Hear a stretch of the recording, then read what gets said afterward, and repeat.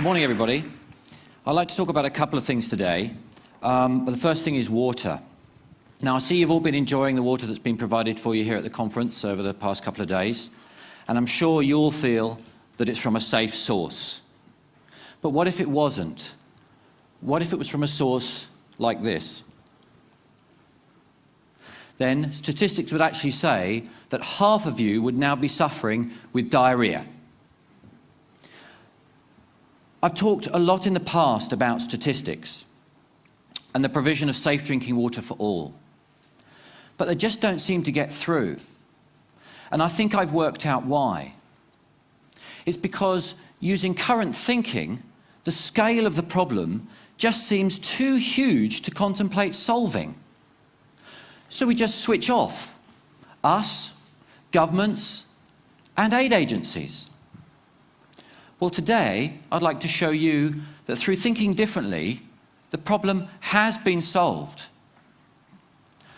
And by the way, since I've been speaking, another 13,000 people around the world are suffering now with diarrhea, and 4 children have just died. I invented Lifesaver Bottle because I got angry. I, like most of you, was sitting down the day after Christmas in 2004 when I was watching the devastating news of the Asian tsunami as it rolled in, playing out on TV. The days and weeks that followed, people fleeing to the hills, being forced to drink contaminated water or face death. That really stuck with me.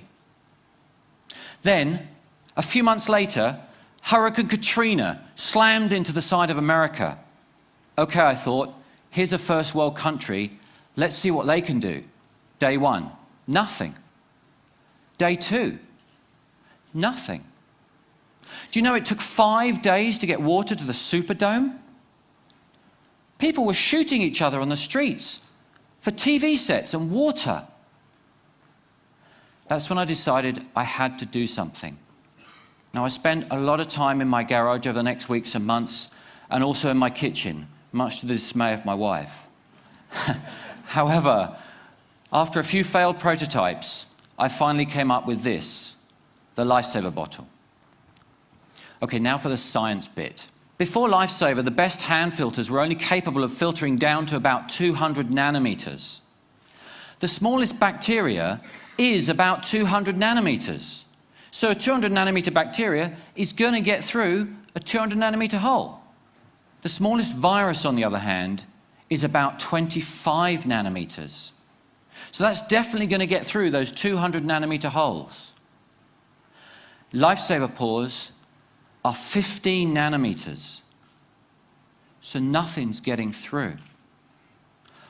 Okay, I'm going to give you a bit of a demonstration. Would you like to see that? I spent all the time setting this up, so I guess I should. We're in the fine city of Oxford. So, someone's done that up. Fine city of Oxford. So what I've done is I've gone and got some water from the River Cherwell and the River Thames that flow through here, and this is the water. But I got to thinking, you know, if we were in the middle of a flood zone in Bangladesh, the water wouldn't look like this. So I've gone and got some stuff to add into it. And this is from my pond. Have a smell of that, Mr. Cameraman. Okay. Right, we're just going to pour that in there. Okay, we've got some runoff from a sewage plant farm. So I'm just going to put that in there. Put that in there, there we go. And some other bits and pieces. Chuck that in there. And I've got a little gift here from a friend of mine's rabbit. So we're just going to put that in there as well. Okay. Now, the Lifesaver bottle works really simply. You just scoop the water up. Today I'm going to use a jug just to show you all. Let's get a bit of that poo in there. That's not dirty enough. Let's just stir that up a little bit. Okay. So I'm going to take this really filthy water and put it in here. Do you want to drink yet? Okay, there we go. Replace the top. Give it a few pumps, okay? That's all that's necessary. Now, as soon as I pop the teat, sterile drinking water is going to come out. And I've got to be quick. Okay, ready? There we go. Mind the electrics. That is safe, sterile drinking water. Cheers. There you go, Chris.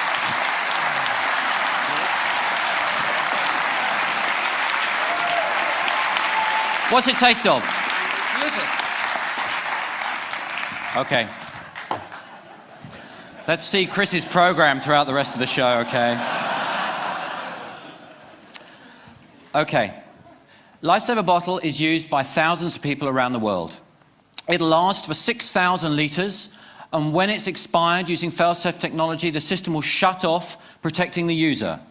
Pop the cartridge out, pop a new one in, it's good for another 6,000 litres. So let's look at the applications. Traditionally in a crisis, what do? We ship water.